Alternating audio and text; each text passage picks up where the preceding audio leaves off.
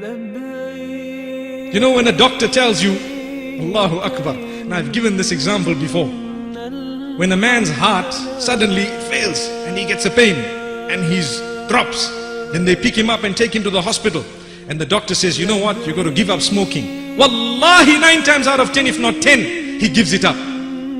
Why? One doctor told him that. One doctor.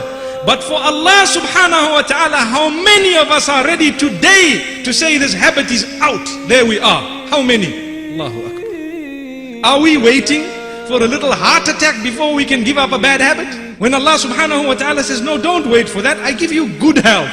But whilst you're in good health, leave that. Allahu Akbar. This is why we say, some people turn away from Allah. They don't want to worship Allah, neither in Ramadan nor outside the month of Ramadan. So what Allah does for them, He gives them a favor. What is that favor? He makes them sick and ill to the degree that the doctors cannot help them. So what do they have to do? They are forced literally to say, Ya Allah, for the first time in their lives, raising their hands and coming salah early, mashallah.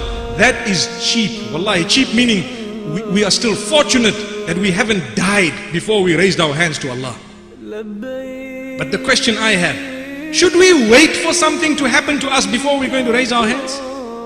This is why Allah says, be thankful, be grateful, recognize the devil and know about him before he even comes in your direction, so that you will know how he tries and distract you.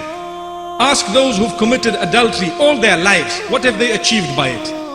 Ask those who have sinned all their lives gambling, what have they achieved by it? Ask those who have sinned all their lives by stealing, cheating, conning, deceiving, by engaging in all sorts of other sins, whether it is drugs and alcohol. What did they achieve by it? They achieved what?